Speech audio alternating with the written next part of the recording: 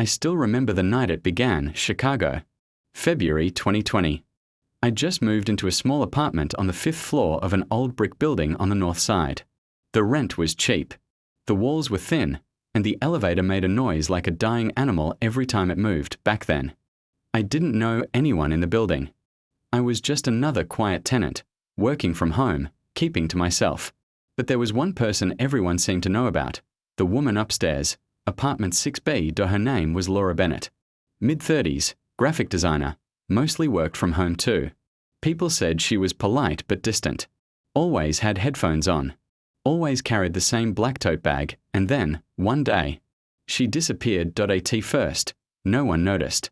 In a city like Chicago, people come and go all the time. But after a week, the rumors started. Someone said her mail was piling up downstairs.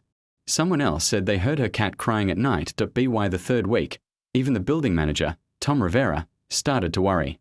He knocked on her door. No answer. He used the spare key. Still, nothing. The apartment was locked from the inside. That's when he called the police.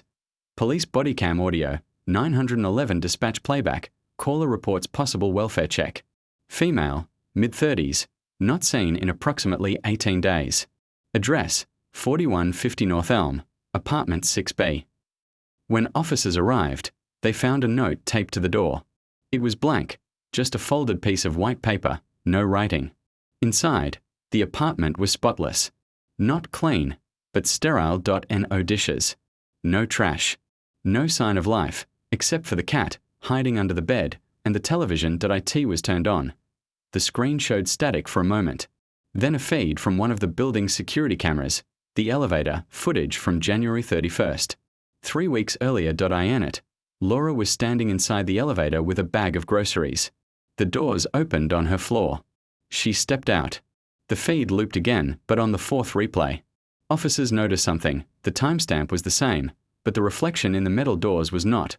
They brought in the detectives, Detective Marcus Hall, 22 years with CPD. Described it later, it was one of those cases that start simple. Missing person, maybe a runaway. But this one felt wrong from the start. You don't walk into a place like that and feel nothing. You feel the air's been taken out of it. They searched the entire apartment. No fingerprints on the doorknobs. No food in the fridge. No toothbrush in the bathroom. Even her laptop was wiped clean. The only item of interest was a USB drive plugged into the back of the TV. Inside were security camera clips from the building's own CCTV system, but the footage wasn't continuous. It was edited. Every clip ended exactly 10 minutes before midnight on January 31. Forensics confirmed. Someone had accessed the building surveillance system from inside the maintenance office that same night, using a passcode belonging to Tom Rivera. The building manager, when they questioned him, Tom denied everything. He said he hadn't seen Laura in weeks, and that someone must have borrowed his keycard. But when they checked the logs, they found something worse. Tom's access badge was used again. 2 days later, to enter the roof. Security footage showed a shadowy figure carrying something large, wrapped in a blanket. The footage was blurry, but the build and height matched Tom. Still, no body. No confession. No clear evidence. The media called it the ghost in 6B. Local reporters camped outside the building for days, filming empty hallways and old neighbors who all said the same thing. She was quiet. Kept to herself. Always paid on time. No one really knew her. And no one really saw her. And that's what made it all worse, because the more the police dug, the less they found. Her phone records stopped abruptly. Her bank card was never used again. Her family, living in Michigan, hadn't heard from her since a short text, "I'm fine. Don't worry. Just taking a break." That message was sent 3 hours after the last elevator footage. Voiceover, low tone, reflective. You think you know your neighbors. But the walls of a city like this are paper thin, and still, they hide so much. Every floor has its secrets. Every hallway has its ghosts. When detectives first reviewed the recovered security footage, they thought it was just a simple glitch, maybe a corrupted file or a skipped frame. But then, one of the technicians slowed it down in the last visible second before the cut. Laura doesn't just step out of the elevator, she turns around and looks directly into the camera. Her expression isn't blank. It's almost like she's warning someone, then Static point 10 minutes gone, Detective Marcus. Hall sent the footage to the CPD Digital Forensics Lab for frame-by-frame analysis. What they found changed the course of the investigation. In those missing 10 minutes.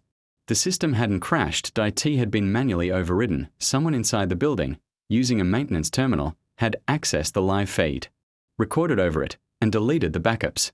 The time of override, 11:52 p.m. January 31 ST. The location, the basement server room, and the access card used? Laura Bennett's own.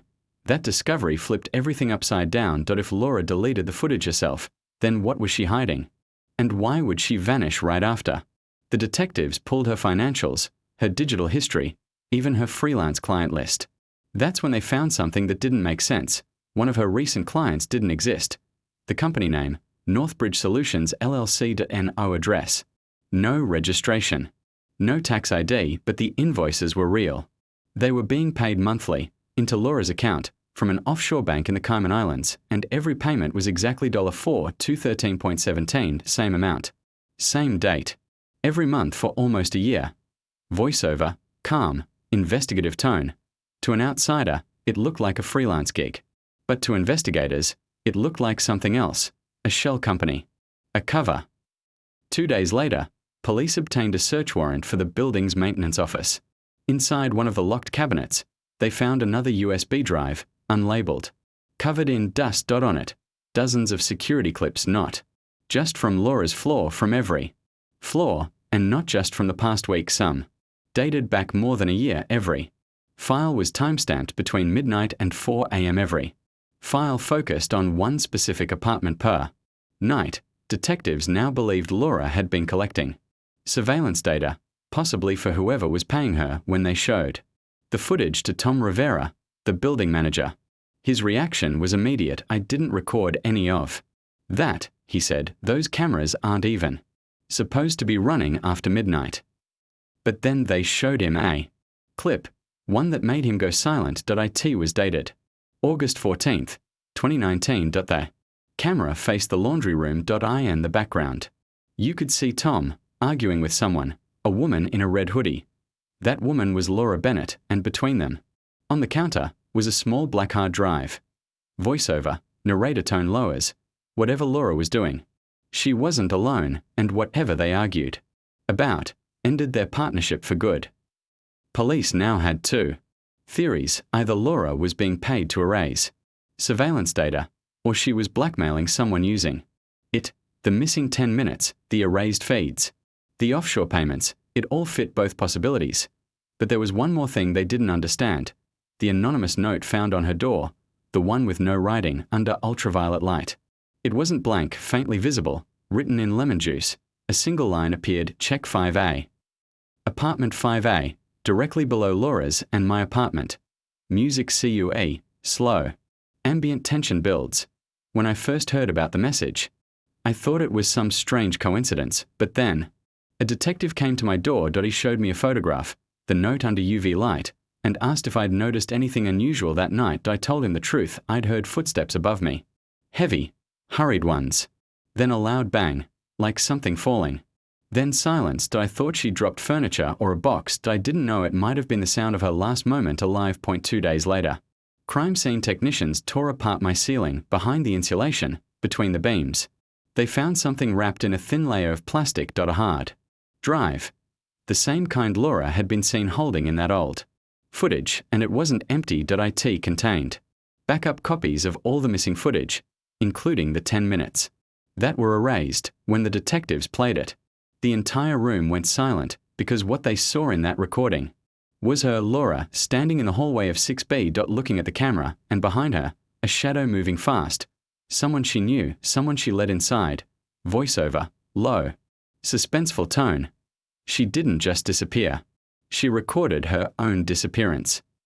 The footage was grainy, low light, typical for old security cameras, but when they enhanced it, the figure behind Laura came into focus. He was tall, broad-shouldered, wearing dark clothes and a baseball cap. His face was obscured, but his movements were calm, deliberate, not like someone sneaking in, more like someone who belonged there. First, he stood still, just outside the doorway. Laura seemed to notice him. She turned slightly, Said something we couldn't hear. Then she stepped back inside her apartment. He followed. The door closed. That was the last time Laura Bennett was ever seen alive, for days. The detectives studied every frame. They slowed it down, zoomed in, ran facial reconstruction software, and finally, the algorithm found a match, 89% probability. The man in the footage was Nathan Cole, age 39, a private IT consultant. And Laura's ex-boyfriend Nathan and Laura had dated 2 years earlier, briefly. It ended after what her co-workers described as a messy breakup. According to her friend's testimony, Nathan had tried to contact her multiple times afterward, even showing up at her workplace once. Back then, police had no reason to suspect anything. There was no restraining order, no physical violence reported. Just an obsessive ex who couldn't let go, but now, his name was back on record, and his fingerprints were all over the case. Because when they checked the registration logs of the shell company Northbridge Solutions, they discovered that the listed owner of the domain was Nathan Cole. Voiceover, calm. Investigative tone. He wasn't just part of her past, he was the one paying her, the one sending those offshore transfers every month. The more they dug, the stranger it became. Nathan specialized in data recovery and digital forensics. His clients were usually law firms, insurance agencies, and sometimes private investigators.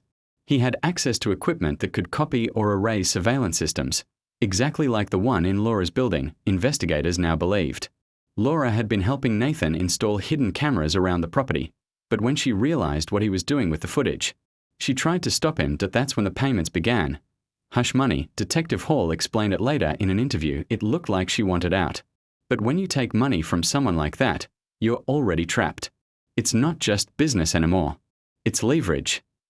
The recovered footage, the missing 10 minutes, showed what happened next. At 11:59 p.m. Laura was standing near her desk, packing a bag. Nathan entered the room. Speaking quickly, his hands moving sharply. She pointed toward the door, telling him to leave. He didn't. He reached for the hard drive. She grabbed it first. They struggled. The camera shook slightly, maybe from a hand hitting the wall. Then, in one frame, the hard drive slipped from her hands. It fell to the floor. Laura looked toward the lens one last time. Then, black screen, the rest of the file was corrupted. But the timestamp didn't lie. 12:03 a.m., just 3 minutes after that final image. Nathan's access badge was used to unlock the basement door. 12 minutes later. It was used again. This time, the roof.by dawn. He was gone when detectives track him down 3 weeks later. He was living in Milwaukee under a fake name. They found multiple external drives, encrypted and labeled by date.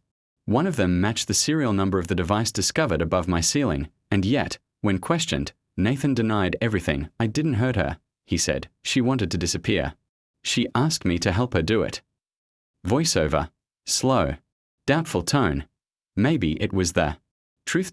Or maybe it was the kind of lie you tell when you've already erased the evidence. There was one final piece of proof, buried deep inside one of those drives. An unlisted folder named a Project 6B, or inside were 21 video files each, one labeled with an apartment number, each one showing people sleeping, eating, arguing, completely unaware they were being watched. Laura's was the last folder, and its final clip was her own. The file was titled Final Export. It began with her voice, calm, resigned, almost like she knew what was coming. If anyone finds this, she said, it means he didn't let me go. Please, check 5A. It's all there. That's the message the detectives found weeks later. Hidden in my ceiling, her final clue, the last trace of her existence. Voiceover, quiet, emotional tone, in a city with 8 million stories. Hers lasted 10 minutes. 10 minutes she couldn't erase. And in the end, those 10 minutes told us everything. Nathan Cole's arrest made the evening news. Private tech consultant detained in connection with the disappearance of Chicago woman Laura Bennett. 4 weeks. It was everywhere. Headlines, talk shows, podcasts dissecting every frame of that elevator footage. Everyone wanted the same answer. Where was Laura Bennett? Detectives searched every property Nathan had access to, storage units, rental garages, even his mother's old farmhouse in Wisconsin. But there was no trace of Laura. No DNA, no personal belongings. Nothing to confirm what happened that night, without a body.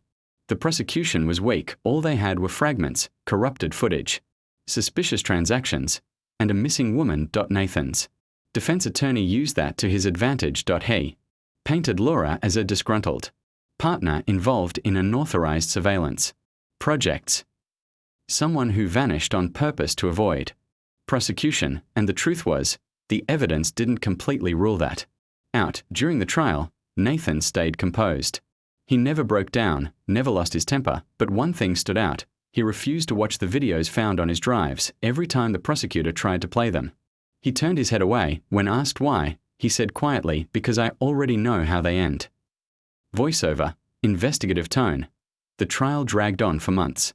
Every witness had a different version of who Laura really was: the quiet designer, the manipulative hacker, the woman who just wanted to vanish. Then, a new piece of evidence surfaced. A week before she disappeared, Laura had sent an email to an unknown address. The message was encrypted, but the subject line wasn't, "in case he finds out." Forensic analysts spent weeks breaking the encryption. When they finally opened it, what they found didn't just change the case, it shattered it. The email contained 2 attachments. The first was a confession video, recorded on Laura's phone, the night she vanished. The second was a contract, signed by both Laura Bennett and Nathan Cole. In the video, Laura sits at a desk, the same one seen in the footage. Her eyes are tired, but her voice is steady. "If you're seeing this, it means I failed. We thought we could control it, but it's bigger than us now. I was paid to install the cameras, not to watch people, but to track shipments." He said it was about corporate theft, but I found out the data wasn't going to his company. It was going offshore. I copied everything, every name, every file. If he finds out, he'll destroy it, and me. Then she leans closer to the camera. "Don't trust anyone. Not even me."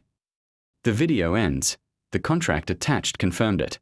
Laura wasn't just a victim. She and Nathan had been hired by a private security firm subcontracted through Northbridge Solutions, the same shell company Nathan had created. Their job? To install covert surveillance systems inside multiple residential buildings across Chicago, but someone, either Nathan or one of his clients, had repurposed those systems for something else entirely: tracking shipments, tracking people, selling access. Voiceover, low tone, measured pace. It wasn't just about blackmail. It was an entire underground network of digital voyeurism, hidden behind maintenance contracts and corporate fronts. Once that came out, the case collapsed. Nathan was released on bail, pending further investigation. The company's executives disappeared, and Laura Bennett, officially, remained a missing person. No closure. No conviction, just an open file in the archives of the Chicago Police Department. Months passed. The media moved on. But I didn't. I still lived in apartment 5A, directly beneath hers. Every night, I'd hear faint creaks in the ceiling, pipes, maybe, or something else. Then, one morning, a small envelope appeared under my door. No name, no return address inside. There was a flash drive and a note. "You were right to keep watching." The drive contained one file, export_6b_final.mp4. I hesitated before opening it. My hands were shaking. The video began with static, then the familiar view of the elevator. The doors opened on her floor. Laura stepped out, but this time, she wasn't alone. The camera panned, almost like someone was holding it, and then, for the first time, I saw her face clearly. She was alive, older, thinner, different haircut, but unmistakably her. She looked straight into the camera and said 4 words that froze me completely: "You shouldn't have stayed." Voiceover, quiet, fading tone. That was 2 years ago. The police never found her. The building was sold, renovated, renamed. Apartment 6B doesn't exist anymore. But sometimes, late at night, I still hear the elevator stop on the 6th floor. And when the doors open, I swear I can hear her voice. I didn't sleep that night. I just sat there, staring at the frozen frame on my screen, Laura's face, caught between light and static. Those 4 words kept looping in my head. "You shouldn't have stayed." I tried to convince myself it was fake, an old recording, a trick, something staged to scare me. But the timestamp said otherwise. It was dated March the 14th, 2023.2 years after she disappeared. The next morning, I brought the flash drive to the police. They ran forensics, checked metadata. Hash signatures. Everything matched Laura Bennett's digital footprint. It wasn't fabricated. The footage was real. But that wasn't the strangest part. The video had been uploaded from inside my building. The IP trace led directly to a maintenance terminal, one that should have been disconnected months earlier. When the property was sold, someone had turned it back on. Voiceover, low, tense tone. The system Laura built to spy on others was still alive, still recording, still watching. Detective Hall came back to the case, unofficially. He told me something that stuck with me ever since. You think it's over, but it never really ends. Someone like her doesn't just vanish, she adapts. 2 weeks later, the building's new owners began renovations. They tore down the walls, replaced the wiring, gutted the ceilings. That's when they found it, another hidden hard drive. Sealed behind drywall, connected to an independent power line the drive contained. Surveillance feeds, all current, every camera angle, matched the new layout of the building, and the most recent file, dated 2 days ago, showed me sitting at my desk, talking on the phone, filmed from directly behind. I moved out that same night. I didn't pack much, just my laptop, my clothes, and the drive the police hadn't returned. I told myself I'd never look at it again, but curiosity is a dangerous thing. Last month, I opened it.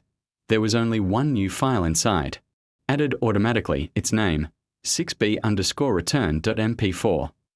The clip was short, just 12 seconds long. It showed the hallway of my old building, the same flickering light, the same elevator. The doors opened. A woman stepped out, wearing a black tote bag and the same quiet expression I'd seen 2 years ago. She looked straight at the camera, then turned to apartment 5.